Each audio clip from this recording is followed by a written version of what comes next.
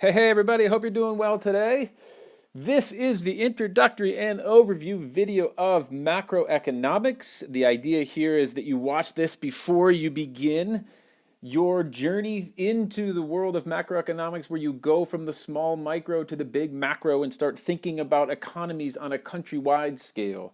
It's super exciting, and actually, for students, I have found macroeconomics to be something that they can latch onto really quickly because it's kind of what you've seen in the news. When you hear about unemployment benefits and unemployment rates and inflation and economic growth and economic development and these things in the news that seem to surface on a regular basis, those are all macroeconomic concepts. And so I find this unit, this whole part of the IB syllabus, to be really exciting for students.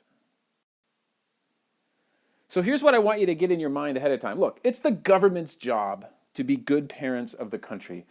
The analogy of the government being the parents of the house of the country that you live in. I live in Chile, so the Chilean government being the parents, the stewards of all things Chileno, is a great way of thinking about the role of government. Just like parents in a traditional household are the stewards, they're the ones that are guiding the family forward. For better or worse, they're the ones who are in charge. They make decisions, they respond to the realities of the citizenry, the needs of the students, the needs of the children. Governments are the parents of an economy, and macroeconomics is countrywide. And I like to think of like a big bubble over every country around the world, and that is what macro is. It's the country bubble of Argentina, of Brazil, of Chile, of Bolivia, of Mexico, of Nicaragua, of Afghanistan, of Pakistan, of India, Russia, right? The Philippines, Indonesia. All of those places have a bubble over them.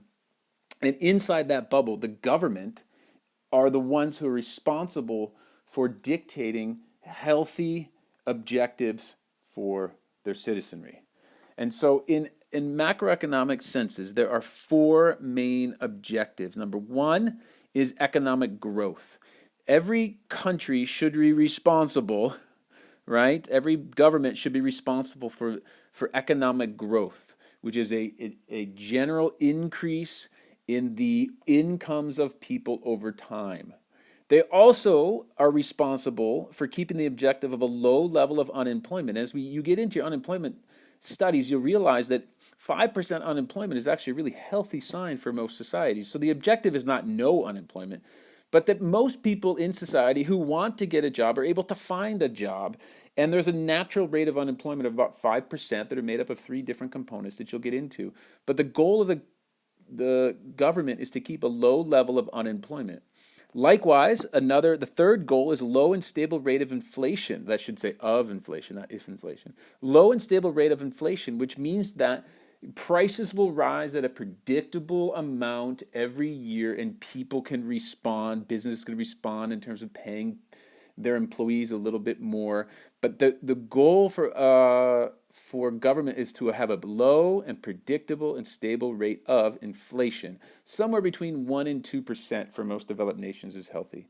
And the last main economic goal or objective of macroeconomic goal is equitable distribution of income. The parents of the country, the government, should be responsible for figuring out a way of distributing income equitably, not equally, not that everybody makes everything, but what do you do with money in your society? Who gets it? What are the tax rates? What are the benefits? What are the social benefits that are there? And the government has an objective of an equitable distribution of income as much as possible.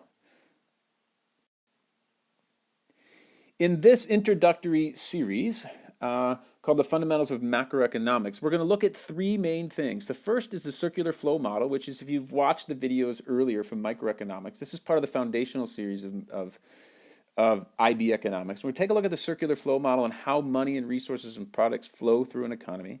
Then the second thing are the measures of economic activity, and this is gross domestic product and her friends. GDP and her friends is the way in which you measure economic activity, whether it be through just straight up understanding of how much the incomes have increased or decreased in a particular country. Do you take into account degradation of the environment?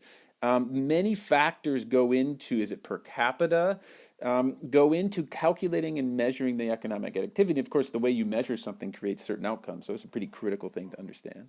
And then the last fundamental thing here is the business cycle. And the business cycle is a concept that's really important to understand because you need to know that there are these fluctuations. There are these fluctuations of boom times and recession times and times in between, and it lends a good understanding of the way in which a macroeconomy functions. There's the ebb and the flow of the business cycle. So we're going to get into that as well.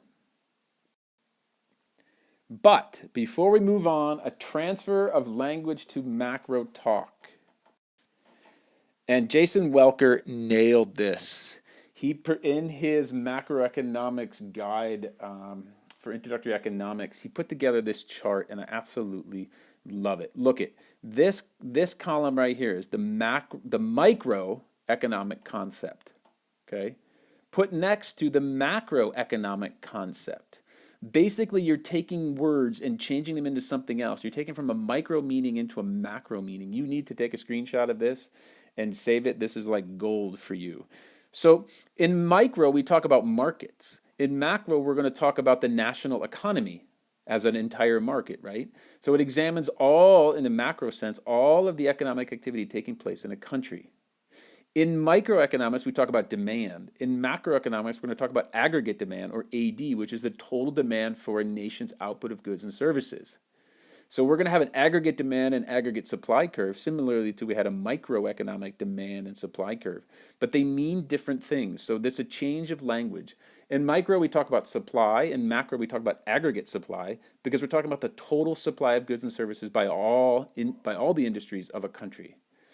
In the micro concept, we talk about price. In the macro concept, we're going to talk about the average price level, which is an index of the average prices of goods and services over time in a particular country. Okay, so this will be the vertical axis of the aggregate supply and demand curve. Quantity is, of course, the horizontal axis of the micro economic supply and demand, but quantity, the macro concept of quantity, is national output, which is the horizontal axis of the aggregate demand and aggregate supply curve, and that's the total output of all the industries in a country. In microeconomics, we talk about a decrease in demand, and what we're going to talk about is the same idea, but it's a decrease in aggregate demand, which we will call a recession, which is a fall in total output resulting from a decrease in aggregate demand. If we have an increase in demand, that's what we called it in micro, we're going to call that inflation, which is an increase in the average price level resulting from an increase in aggregate demand. So as aggregate demand goes out, there's going to be a natural inflation or increase of the average price level. Decrease in supply, right? An inward shift of the supply curve, we're going to call a supply shock in the macro concept, which is an increase in the price level and a decrease in the output from a fall in aggregate supply. So as the aggregate supply curve pushes in, of course, prices are going to go up, but it's going to be a lack of supply. And lastly, in the microeconomic concept, we talked about an increase in supply, but we're going to talk about that as economic growth, which is an increase in the national output resulting from an increase in aggregate supply. So when the aggregate supply curve moves out, it's a sign of economic growth. Okay? So this column and these definitions are golden to you. Thank you, Jason Welker, for putting this together. I love it. Take a screenshot of this and keep it close. This is a great way of transforming your language into the macro world. All right, here we go. Onward and upward of our studies of macroeconomics. I hope you enjoyed this video, and we'll talk to you in a bit.